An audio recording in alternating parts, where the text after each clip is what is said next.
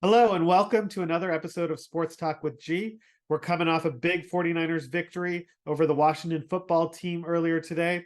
Bigger news though, 49ers are the number one overall seed in the NFC, and they get a bye week in the first round of the playoffs, and the road to the Super Bowl in the NFC runs through Santa Clara. So let's start with breaking down a little bit about the game today. I thought the offense at times did not execute in the red zone, but overall played much, much better, obviously, than last week. I mean, they were facing the football team who's terrible, missing a bunch of starters on defense. But Brock looked sharp, didn't make any bad throws, didn't make any horrific, like, what are you doing decisions. No turnovers, which is the key stat for the 49ers offense every week. If they don't turn the ball over, they're going to score points and they're most likely going to win the game. If the 49ers and specifically Brock turn the ball over, the chances of a loss increase significantly. So today, the 49ers took care of the ball against a lowly Washington football team, missing a bunch of starters. Let's be fair about that. But they look good outside of a couple red zone possessions that ended in a no score and a field goal. So let's get into a couple stats. Brock Purdy is now the all-time single-season passing leader for the San Francisco 49ers. That's just crazy to think about. On a team that's had Joe Montana, Steve Young, and even Jeff Garcia and Colin Kaepernick, right? Brock Purdy is now the single-season leader. And this is not the 17-game season, right? Even though now the season's 17 games. He's done that in 16 games. So that's big. Brock's obviously been my guy throughout the season. I still think he's the most valuable player on the 49ers. Brock Purdy played awesome today. He had one just deep rope to Brandon Ayuk that was dropped in the bread basket. Looked beautiful. You couldn't have handed it to him better. Like I said in a previous podcast, he's like a UPS driver sometimes, just delivers. And for all those that call Brock a game manager, he had an awesome Mahomes-esque scramble, pointing Ayuk to go to the other side. And throwing it to him for a touchdown. If Mahomes or Josh Allen or Lamar did that, everybody would be talking about it, but it's Brock, so I'm not sure anybody's talking about it, but who cares? 49ers are the number one seed. Brock is an amazing football player. That's the quarterback the Niners have been looking for years. Remember when Jimmy used to do that point? I was always like, oh my God, he's going to do something insane. He's going to throw an interception. The Niners are going to lose. When Brock does the point, I'm like, well, probably going to do something good, throw a touchdown or something. And so now I don't hold my breath when the point happens. I'm excited to see what kind of play Brock is going to make, and he delivers. Man, Brock has just been good. He's had a few bad games. Every single quarterback in the league has some bad games throughout a long season. The season's tough. The NFL's tough. You're playing great defenses. Not this one, but like last week against the Ravens, you're going to play some great defenses. You're going to make some turnovers, and you're going to have some bad luck. That all happened together last week.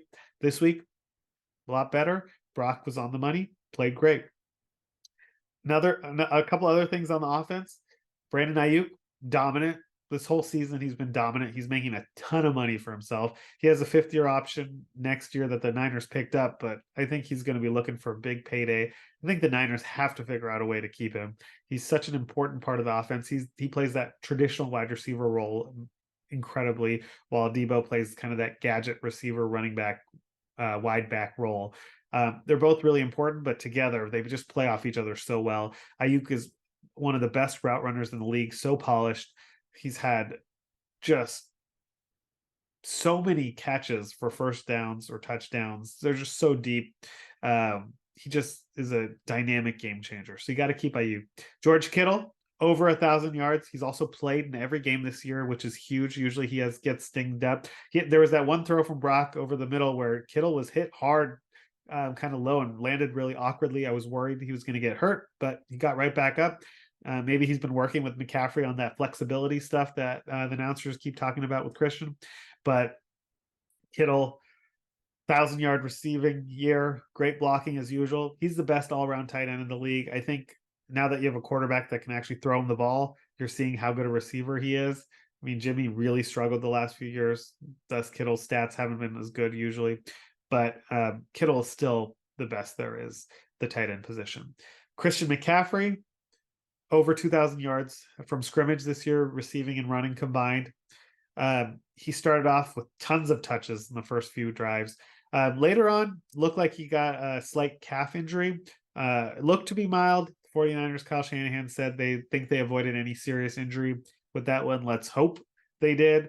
But McCaffrey's been playing a ton of snaps. I think it was good he got some rest, and we got to see Elijah Mitchell.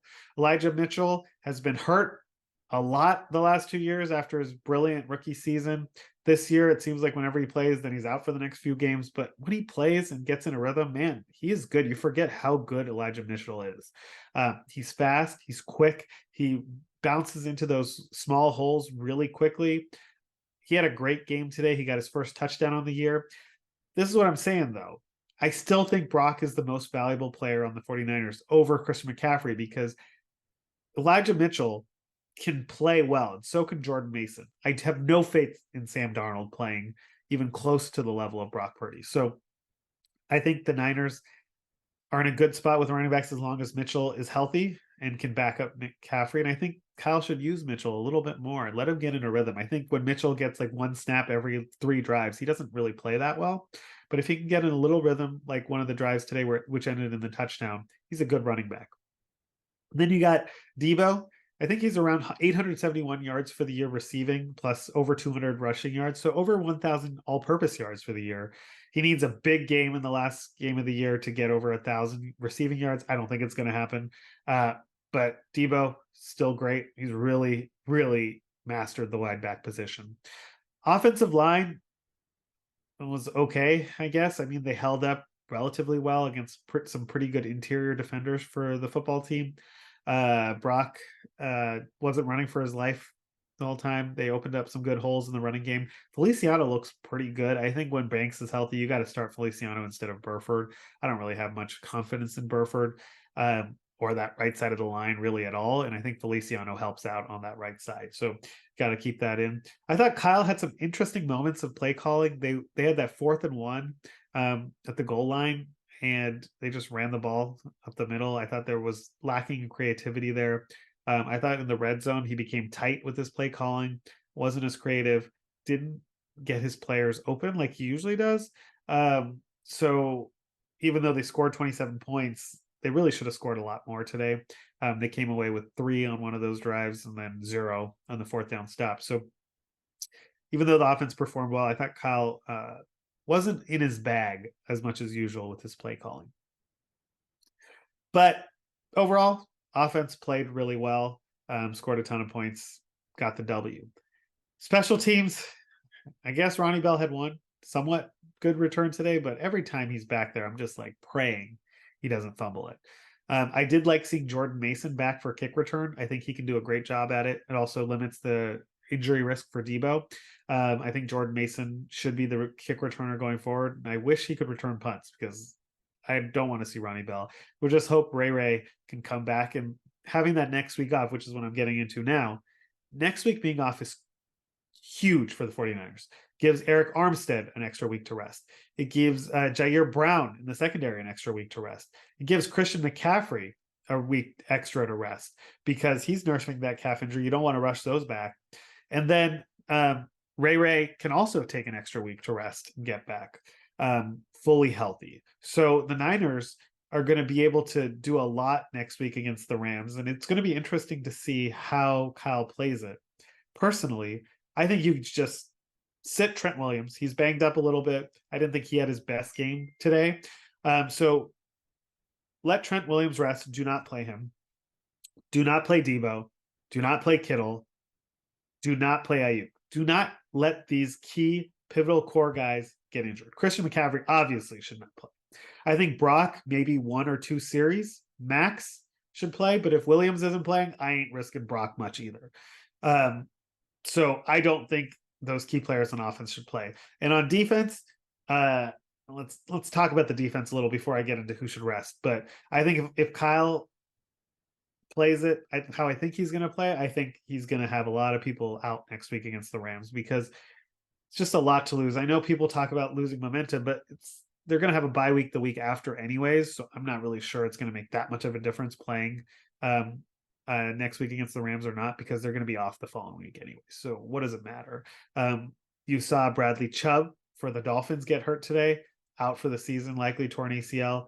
Just cannot. The main thing going to the playoffs is health. got to get everybody as healthy as possible because that's what always is the 49ers downfall. Health is number one. Health is wealth, as they say. So yeah, let's get into the defense. I think the defense is pretty bad. Let's put it out there. I think the pass rush, I don't care. I don't give one care to what the pressure numbers say. I don't think the 49ers pass rush is that good this year.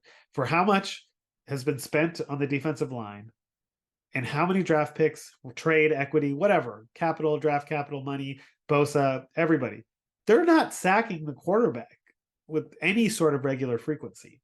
The football team had a sorry offensive line out there, multiple backups. Bosa didn't get one sack. He got one fake sack where the football team miscommunicated on the play and he was just there. But I mean, it's crazy that the pass rush just doesn't look good. In the past years, they were getting to the quarterback with ease. This year, it's a struggle. No matter what the down and distance is, no matter who they're playing, they're just not getting there. I think Bosa is not having a good year. I don't care what the numbers say in terms of pressure. Why does it matter what a pressure is if they get the ball off and it's a catch? Like, who cares? He had one pressure that I think led to the Charvarius Ward interception today, but like, he's not really playing well. He was lined up against the backup right tackle anyways today. I mean, it's Bosa's extremely disappointing this year. Their pass rush is not that good. Hargrave, I thought was going to be a lot better.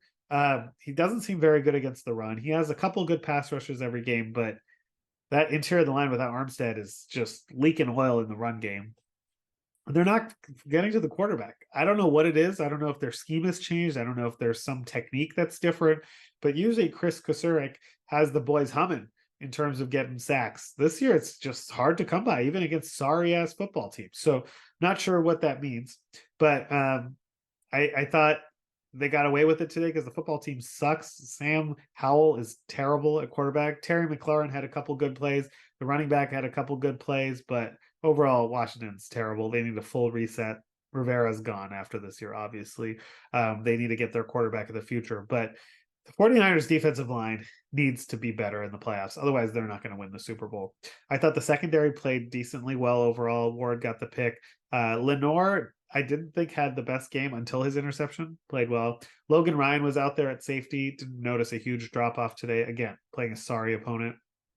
But Steve Wilkes, I'm not sure how I'm feeling about Steve Wilkes. The defense does not look the same as it did the last few under D'Amico Ryans or Robert Saleh. They're not intimidating the quarterback nearly as much as they have in the past.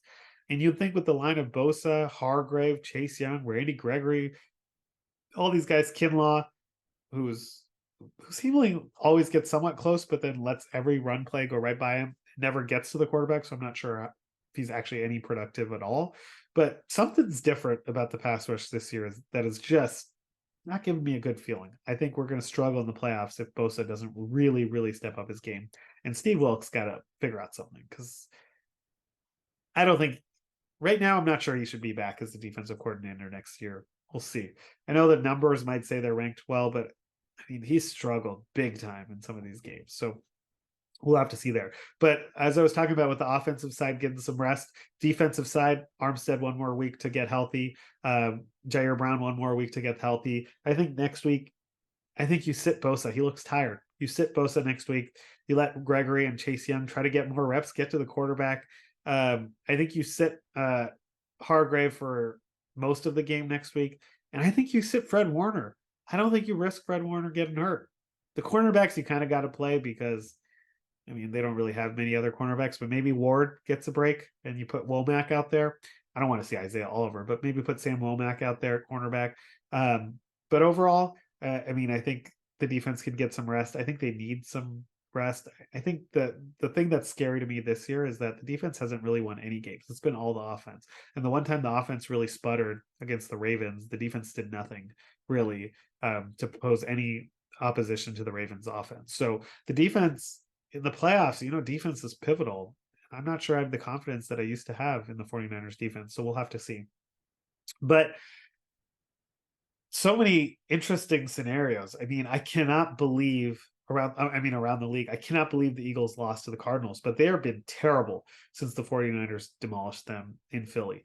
Kyler Murray was just running around doing his thing. I mean, I think he's good. I think the Cardinals have a foundation, good young head coach. They're going to be scary in the coming years, especially if they nail their draft picks.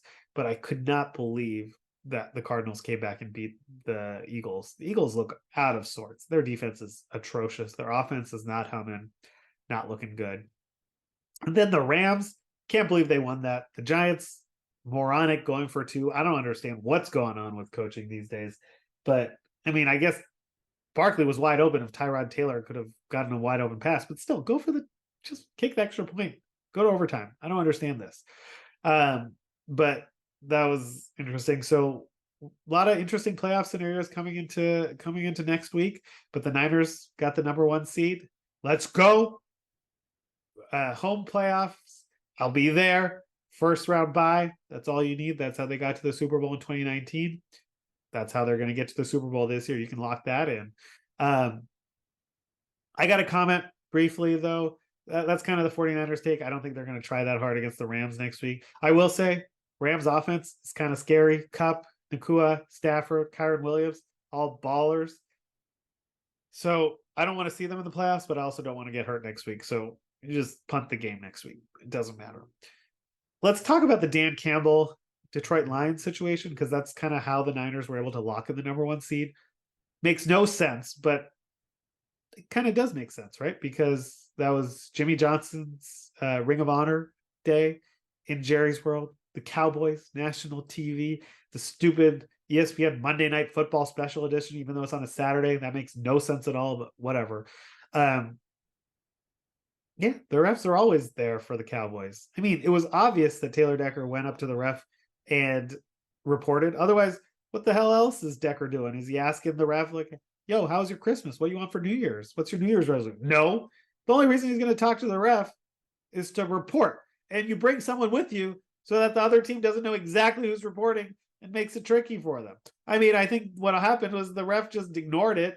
They just assumed the other guy, Skipper or whatever, was reporting because he had done that earlier and didn't even pay attention or listen. It just like screwed up and then just went along with the lie after the game. It was just like, yeah, I didn't mess up.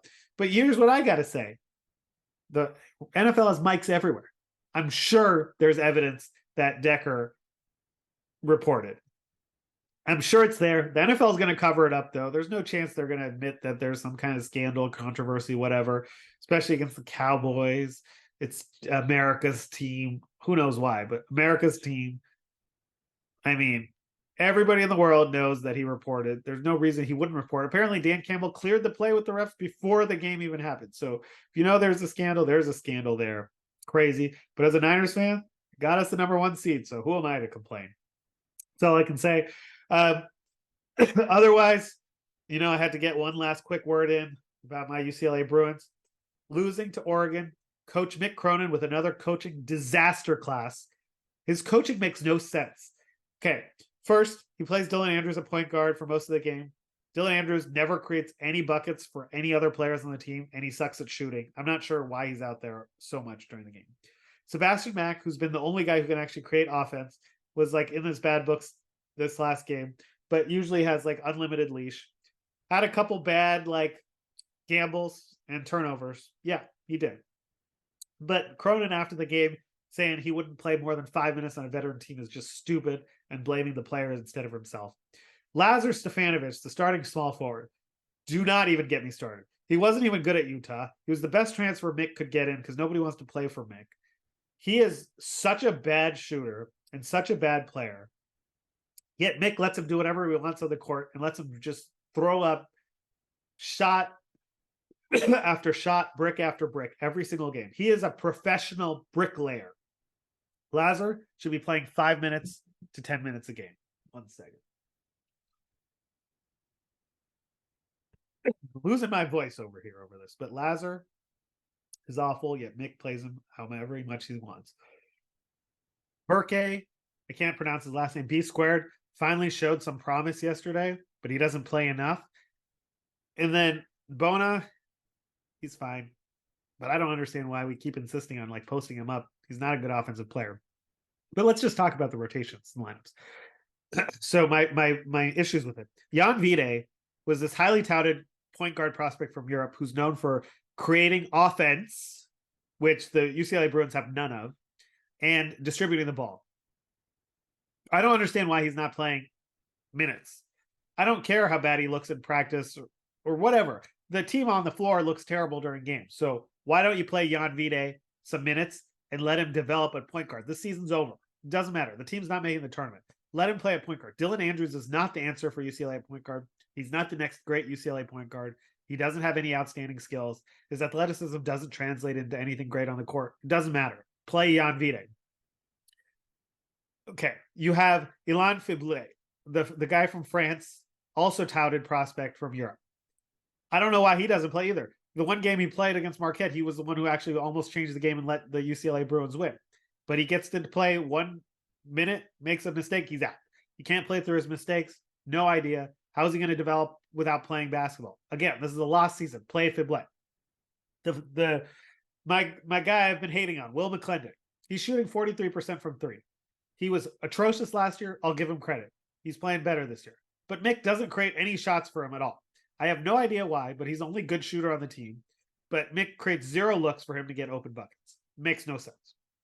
Lazar Stefanovic gets to do whatever he wants on the court, is never taken out of the game, never gets benched. Mistake after mistake, missed shot after missed shot, doesn't matter. Lazar gets to keep playing. I don't know, maybe just because he's a junior, but just because you're a junior, what if you suck? You shouldn't get to play. Lazar should not be seen more than 5 to 10 minutes. Sorry, recruiting by Mick Cronin, thinking he was going to be the answer for the veteran presence on the team. He's terrible. Terrible. He should not be playing so much. I saw a lineup with Burke and Kenny Nwuba together. Atrocious, Mick. What are you doing? I mean, it makes no sense. And then we got the Adai Mara. I don't understand who was scouting these Euros, the prospects, but he was supposed to be the next great big thing. He is not good. I'll give Mick credit for that one. He should not be playing. The other thing I'll give Mick a little bit of credit for is playing Brandon Williams.